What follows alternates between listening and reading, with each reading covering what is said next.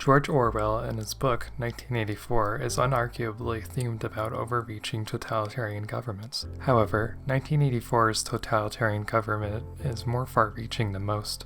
At the heart, citizens are given the impression that they are being watched around every corner, and really, they are being watched around almost every corner. Through numerous devices to watch the population and a characterization of the famous "Big Brother is watching you" slogan and poster, this is any person's worst nightmare for freedom. Along with ongoing censorship of almost any piece of media, including censoring people's existence after they are disposed of, Orwell's dystopian future is a warning that most people want to avoid. 1984 has therefore been so timeless that it is still referenced and discussed to this day.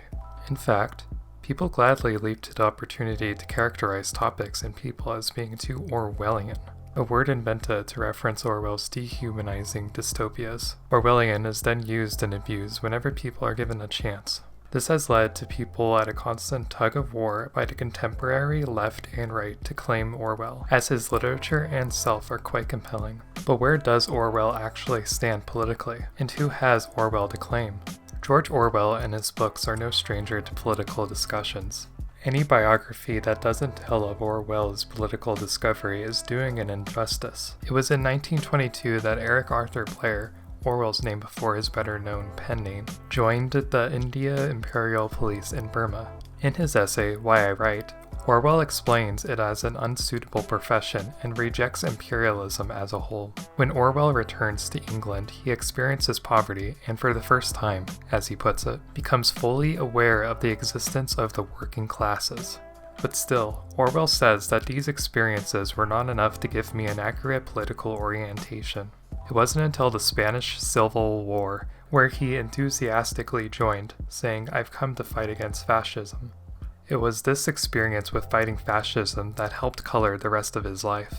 Again, from Why I Write, it was after the Spanish Civil War that he knew where he stood, explaining he is against totalitarianism and for democratic socialism, as I understand it. Democratic socialism being a political philosophy that supports both a political democracy and socially owned economy. In other words, using democratic means to accomplish socialist goals. These goals can include social programs like public healthcare and public education.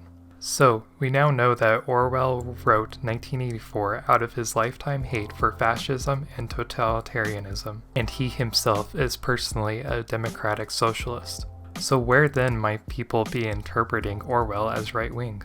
Most commonly, I see this interpretation because of Orwell's critique of the Soviet Union during Stalin's era. Orwell certainly was against the Soviet Union, as it was just another form of totalitarianism to him. But is what Russia once called the USSR, or the Union as Soviet Socialist Republics, really functioning off of the left's socialist principles?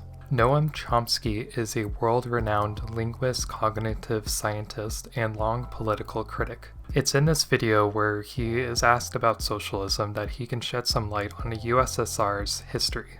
Now, as far as socialism is concerned, that term has been so evacuated of content over the last century that it's hard even to use.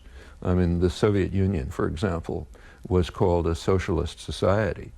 And it was called that by the two major propaganda operations in the world, the US, the Western one, and the Soviet one. They both called it socialism for opposite reasons. The West called it socialism in order to defame socialism by associating it with this miserable tyranny. The Soviet Union called it socialism in order to gain whatever to benefit from the moral appeal that true socialism had among large parts of the general world population. But this was about as remote from socialism as you can imagine. I mean, the core notion of at least traditional socialism is that what you mentioned, that working people have to be in control of production and communities have to be in control of their own lives and so on.